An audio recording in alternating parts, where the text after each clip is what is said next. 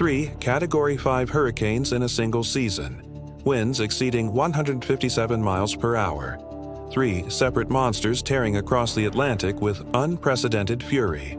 The 2025 hurricane season didn't just break records, it shattered them in ways that meteorologists are still struggling to comprehend.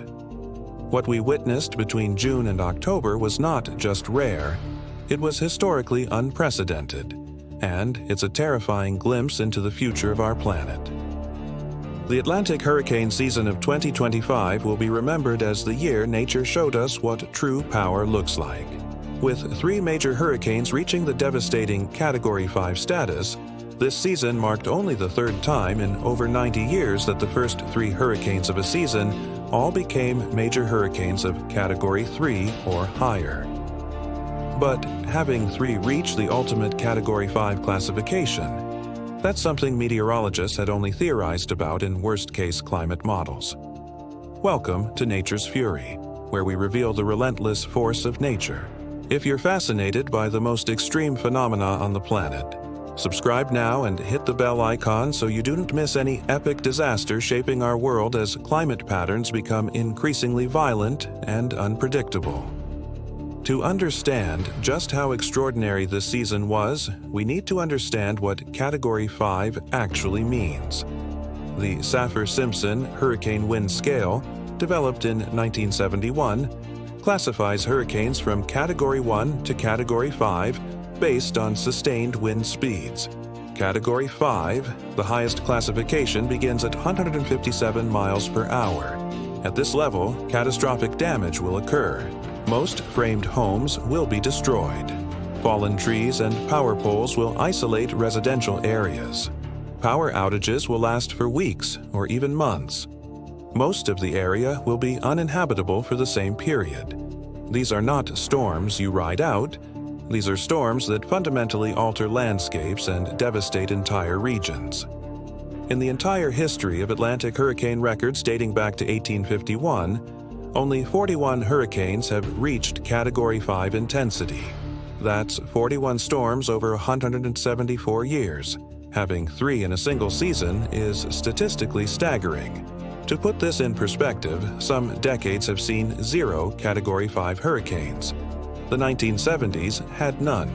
The 1980s had only 1. Even the hyperactive 2005 season, which gave us Katrina, Rita, and Wilma, had only 4 Category 5 hurricanes, and that record stood for 20 years as one of the most extreme seasons ever recorded. But 2025 changed everything.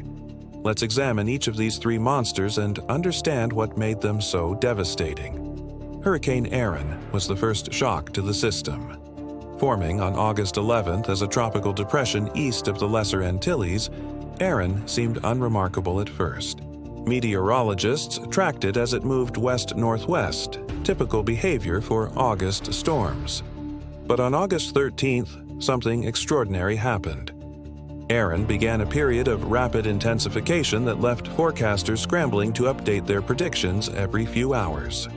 Within 48 hours, Erin exploded from a Category 1 hurricane with 75-mile-per-hour winds to a catastrophic Category 5 monster with sustained winds of 160 miles per hour and a central pressure that dropped to 915 millibars. Rapid intensification, defined as an increase of at least 35 miles per hour in 24 hours, has become increasingly common in recent years, but Erin's intensification was extreme even by modern standards. The storm gained 85 miles per hour in wind speed in just 48 hours. What caused this explosive growth? Ocean temperatures. The Atlantic waters that Erin passed over were recording temperatures between 84 and 86 degrees Fahrenheit, well above the 80-degree threshold typically needed for hurricane formation and maintenance. These abnormally warm waters acted like rocket fuel, pumping enormous amounts of energy into the storm system. Fortunately for coastal communities, Erin's path kept it at sea. The storm curved northward, passing between Bermuda and the U.S. East Coast, bringing dangerous rip currents and coastal flooding to states from Maryland to Maine, but never making direct landfall. Still, the storm's presence terrified millions. Emergency management officials watched in real time as satellite imagery showed a perfectly symmetrical hurricane with a clearly defined eye, the hallmark of an extremely powerful and well-organized storm. The fact that such a monster could develop so quickly sent shockwaves through the meteorological community. Hurricane Erin maintained Category 5 status for 18 hours before beginning to weaken as it moved over cooler northern waters. But the message was clear. The 2025 season was going to be dangerous. Then came Hurricane Gabrielle. Forming on September 18th, Gabrielle took a more southerly track than Erin. The storm developed rapidly in the central Atlantic, and forecasters immediately recognized the potential for another major hurricane. What they didn't expect was how quickly Gabrielle would reach Category 5 status. On September 22nd, just 4 days after formation, Gabrielle achieved sustained winds of 160 miles per hour, with a central pressure of 920 millibars. Gabrielle's intensification was aided by a phenomenon called an eyewall replacement cycle. In the most intense hurricanes, the ring of thunderstorms surrounding the eye, known as the eyewall, can sometimes collapse and be replaced by a new outer eyewall that contracts inward. This process can temporarily weaken a hurricane, but when the new eyewall fully contracts, the storm often intensifies to an even higher level than before. Gabrielle underwent this process, and when the new eyewall locked into place, the hurricane exploded in intensity. Unlike Erin, Gabrielle posed a direct threat to land. The storm was tracking toward the northern Caribbean, and for several tense days, Puerto Rico, the Dominican Republic, and the Bahamas were under threat of a direct Category 5 impact. Evacuations were ordered, hurricane shelters opened. Families who had survived previous devastating storms like Maria in 2017 prepared for the worst. But at the last moment, a high-pressure system over the southeastern United States forced Gabrielle to turn northward, sparing the islands a direct hit. The storm did pass close enough to cause significant damage with its outer bands. Puerto Rico experienced tropical storm-force winds and heavy rainfall that caused flooding and mudslides. But the catastrophic direct impact was avoided. Gabrielle continued northward, weakening slightly but remaining a dangerous Category 4 hurricane as it approached Bermuda. The island, which has a long history of surviving direct hurricane hits due to its strict building codes and hurricane-resistant construction, prepared for impact.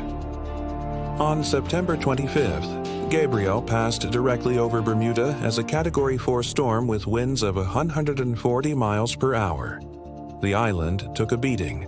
Widespread power outages affected the entire population. Structural damage was reported across the island. But the well-prepared island nation weathered the storm with no fatalities, a testament to proper preparation and resilient infrastructure. But the season wasn't finished. In late September, as Gabrielle was battering Bermuda, meteorologists were already tracking the 9th named storm of the season, Hurricane Humberto. And Humberto would become the most powerful storm of 2025.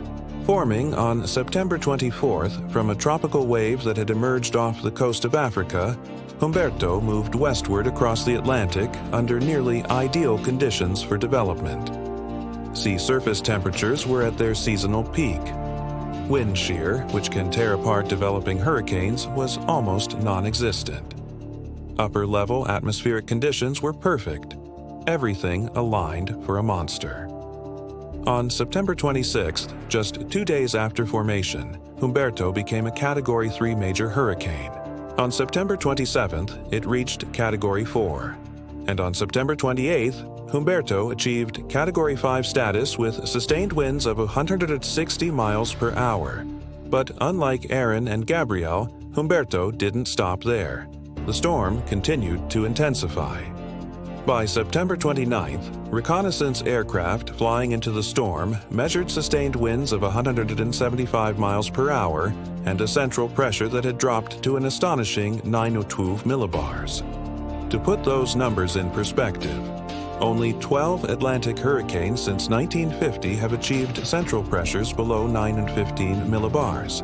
Humberto was now among the most intense hurricanes ever recorded in the Atlantic basin. The satellite imagery was breathtaking and terrifying. A perfectly circular storm with an eye so clear and well-defined that you could see the ocean surface through it. The stadium effect, where the eye is surrounded by towering eyewall clouds that create a Colosseum-like appearance, was clearly visible. This was a textbook example of a perfect hurricane operating at maximum efficiency. Humberto's track initially pointed it toward the U.S. East Coast, specifically the Carolinas, which had been devastated by Hurricane Helene just 1 year earlier in 2024. The memories of Helene's 219 deaths and nearly $80 billion in damage were still fresh. The thought of another, even more powerful hurricane hitting the same region caused widespread panic. On September 27th, South Carolina Governor Henry McMaster declared a state of emergency. North Carolina Governor Roy Cooper followed suit. Evacuation orders were issued for coastal counties. Highways became packed with residents fleeing inland. But atmospheric steering currents shifted. A trough of low pressure developing over the eastern United States acted like a shield, deflecting Humberto away from the coast. The hurricane curved northward, then northeastward, ultimately following a